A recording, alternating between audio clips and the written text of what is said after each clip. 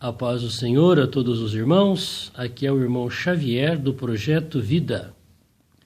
Estamos lendo a Bíblia, a Palavra de Deus, primeiro livro de Crônicas, capítulo 5.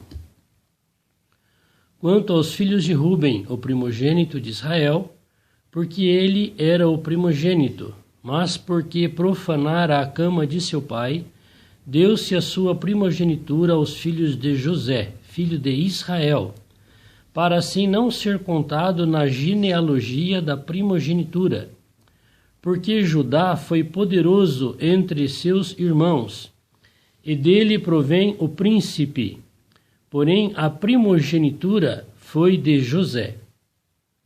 Foram, pois, estes, Enoque, e Palu, e Esrom, e Carmi, os filhos de Joel, Semaías, de quem foi filho Gogue, de quem foi filho Simei, de quem foi filho Mica, de quem foi filho Reaías, de quem foi filho Baal, de quem foi filho Beera, o qual Tiglat-Pileser, rei da Assíria, levou preso. Este foi príncipe dos Rubenitas. Quanto aos seus irmãos pelas famílias, quando foram postos nas genealogias, segundo as suas descendências, tinham por chefes Jeiel e Zacarias, e Belá, filho de Azaz, filho de Semá, filho de Joel, que habitaram em Aroer até Nebo, e Baal-Meon. Também habitaram da banda do Oriente até a entrada do deserto, desde o rio Eufrates, porque seu gado se tinha multiplicado na terra de Gileade. E nos dias de Saul fizeram guerra aos agarenos, que caíram pela sua mão, e eles habitaram nas suas tendas defronte de toda a banda oriental de Gileade. E os filhos de Gade habitaram defronte deles na terra de Bazã, até Salca. Joel foi chefe de Safã, o segundo, porém Janai e Safate ficaram em Bazã. E seus irmãos, segundo as suas casas paternas, foram Micael e Mesulão, e Seba, e Jorai, e Jacã, e Zia, e Eber, ao todo 7.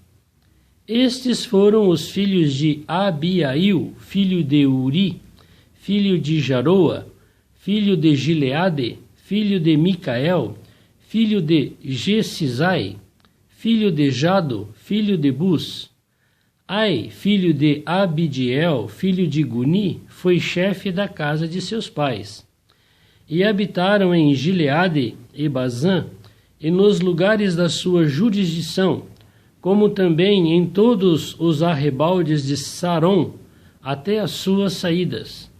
Todos estes foram registrados, segundo as suas genealogias, nos dias de Jotão, rei de Judá, e nos dias de Jeroboão, rei de Israel.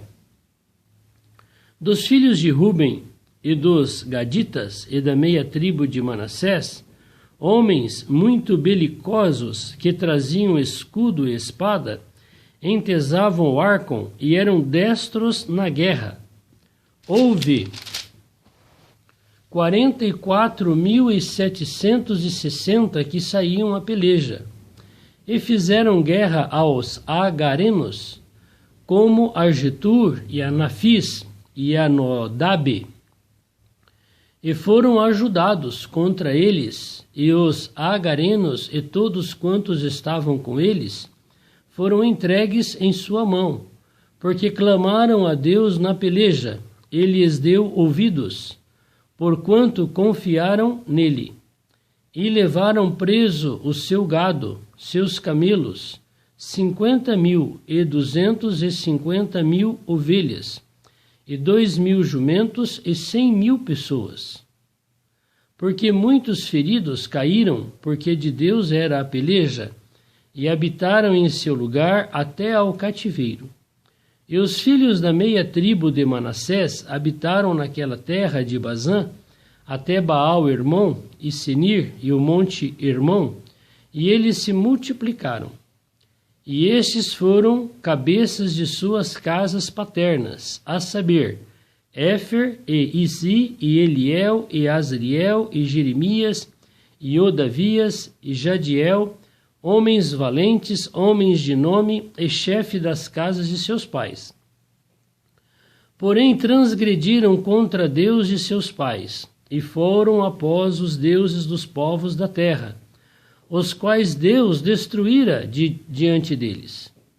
Pelo que o Deus de Israel suscitou o espírito de Pul, rei da Assíria, e o espírito de Tiglat-Pileser, rei da Assíria, que os levaram presos, a saber, os Rubenitas, os Gaditas, a meia tribo de Manassés, e os trouxeram a Ala, e a Abor, e a Ara, e ao rio Gozã, até ao dia de hoje. Amém. Muito triste, não é verdade? Veja, Ruben, ele era o primogênito, ele tinha direito à bênção da primogenitura.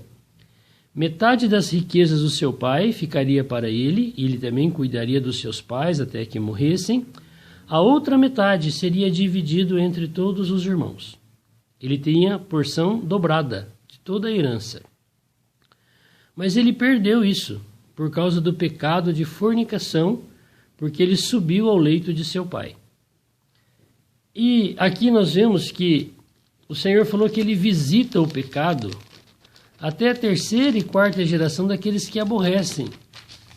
É interessante observar que quando chegou o final do reinado de Israel, do Reino do Norte, quem que era o rei lá no Reino do Norte? Não era da linhagem de Judá, da linhagem de Davi como no Reino do Sul. Eles eram da linhagem do Reino do Norte, das 10 tribos. E quem era o rei? Era um descendente de Ruben, aquele que profanou o leito do seu pai. Mesmo que aqui havia essa questão do pecado, Deus não deixou de cumprir a sua promessa. O Senhor prometeu que quando eles chegassem na terra prometida, aonde eles colocassem os seus pés, seria deles. E Ruben e as outras tribos, como é citado aqui Manassés e a outra tribo, eles lutaram para conquistar a terra e Deus entregou várias nações. Só de escravo foram 100.000 pessoas, escravos, que sobreviveram à guerra, à peleja. E Deus entregou tudo o que aquelas nações tinham para eles, para aquelas tribos. Seu gado, as pessoas, as terras, as riquezas. Por que Deus fez isso? Porque aquelas nações que ali residiam não temiam ao Deus Criador dos céus e da terra e não prestavam adoração a Deus. Mas cada nação tinha a sua imagem de escultura. Uma adorava pedra, pau, enfim, astros celestiais, espíritos, anjos. E esse tipo de adoração leva as pessoas a praticarem todo tipo de pecados de fornicação e o final é que eles sacrificam os próprios filhos em adoração a esses deuses falsos. E muitos, quando nascem os seus filhos, oferecem os seus filhos a esses deuses.